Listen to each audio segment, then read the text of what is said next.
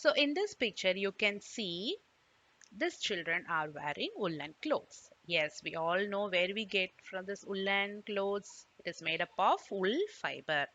So can you all say where we got this wool fibers? Yes, from animal fiber, sheep. That process we have studied in chapter 3, fiber to fabric. So when we wear this woolen clothes, which season we will wear?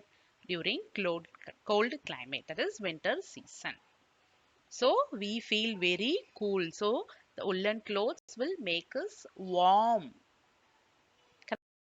So when we go out in summer season, we feel very hot because the temperature outside is very high. So woolen clothes, you can think why it is hot, why it is cold. Then how I can say that it is hot, cold? That only we are going to study in this chapter. So woolen clothes keeps us warm. So how do we know whether an object is hot or cold? By touching it we can able to feel it. So when you see, you are very happy when you just play with cold water. When you eat ice cream, it will be very yummy, right? But you, when you just touch any hot object, we feel hotness in the fingers. Okay, we can feel hot or cold by touching it. Okay, let us perform a activity. You can see this is hot or cold, but touching it, you will be able to see whether it is hot or cold. For example, let ice cream is cold. Spoon in a teacup. Tea is very hot only, so it is warm or hot. Fruit juice, cold. Handle of a frying pan, yes, it will be warm or. Okay, let us perform an activity. In this, you will have A, B, and C. In one container, it will be A container will be containing cold water, and B container will be containing hot water, and C container will be containing both cold water and hot water. So when we touch the A container, which is cold, we can see by touching it, we can feel it, it is hot. B container, it contains the hot water. When you feel by touching it, when you just touch it, we say, ouch, it is very hot. In C, it contains both warm and cold water, but you can feel it's warm or lukewarm. Okay, so we cannot able to say exactly whether this water is hot or cold. There, we are going to use an instrument called what? You'll think, right? Here we are going to use an instrument called what? Think. The degree of hotness or coldness of an object we all study like its temperature. Which one is used? Yes, we'll use a thermometer to measure the temperature of an object. So we can say the temperature is measured with the help of a thermometer. So we are going to study about the types of thermometer. So one is clinical thermometer and other is the laboratory thermometer. Clinical thermometer. So clinical thermometer where you can able to use from the name itself. Yes, this thermometer is used in hospitals. So this clinical thermometer is used to measure the temperature of the human body. So it has a long, narrow glass tube with a bulb. You can see the thin glass with a bore, thick glass. Okay, here the thin glass, it is filled with mercury.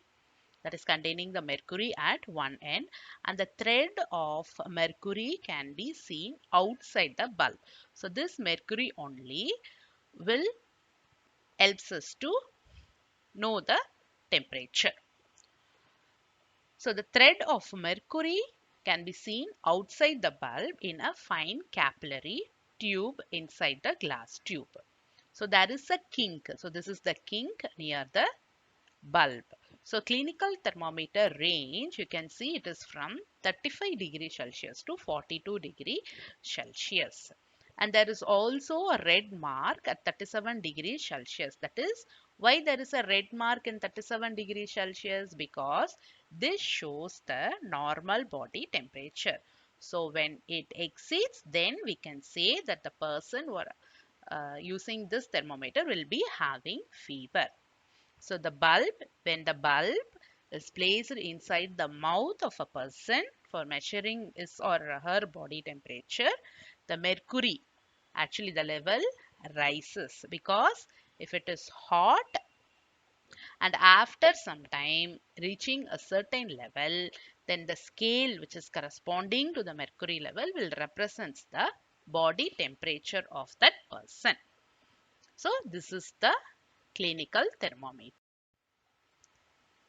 Next is laboratory thermometer. That is, the thermometer is used to measure a solution or other substances.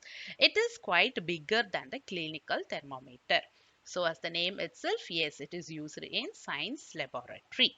So if you see, it has a scale range of minus 10 degrees Celsius to 110 degrees Celsius.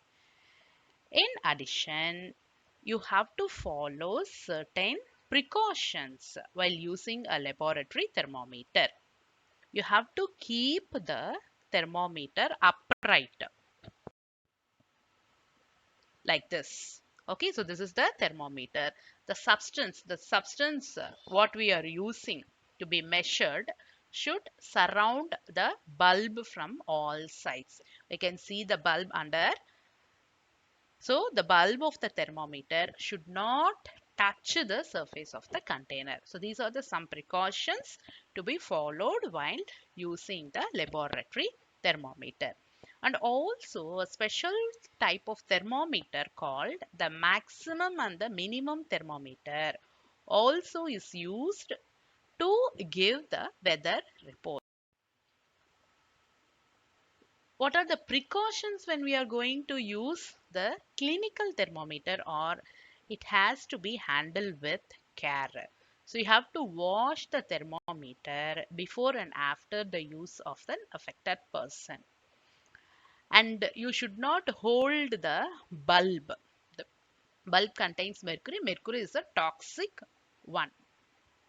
So it leads to lethal. So that's why it should handle with care. So shake the thermometer before. Why we are shaking? To ensure that the mercury level will be below 35 degrees Celsius. For taking the reading, hold the thermometer stem at the eye level, that is here, and do not stick as the glass it expands. So these are all some of the precautions to be followed using the clinical thermometer. So as we all studied that the normal body temperature of an adult person is 37 degrees Celsius. And if it is Fahrenheit, it is 98.2 to 99.9. So nowadays we are using this kind of digital thermometers because it doesn't contain the toxic element. Correct. So we are using the digital thermometer and it is run by batteries. You can see digitally we can able to see the body temperature. So as you know, the normal body temperature is 37 degrees Celsius. These are all about the clinical thermometer and the laboratory thermometer. So you can see this, the pan is very hot. What about the handle? Where the heat can be transferred? So the handle is made of plastic, but the container is made of any metal. So when you touch hot pan, we feel hot. We all know heat is a form of energy. It can be transferred from one body to another body. Correct? No. Or one part to another part. So this transfer of energy, heat, will make a difference of temperature between the two bodies. We are going to study in this the transfer of heat. So the heat energy, as studied, flows from a region of higher temperature to a region of lower temperature till it attains the same temperature. So this phenomena only we call it as transfer of heat. So the transfer of heat actually takes place in three modes: conduction, convection, and radiation. So conduction, it is the mode of transfer from particle to particle. Convection, example land breeze and fan breeze. So the warm air rises. And radiation, the mode of transfer from the source of receiver without heating the intervening medium. Maybe we can say the hot radiation from the sun. So in the next part of video, we will study in detail about the transfer of heat, the modes, conduction, convection, and radiation in detail. Thank you, children.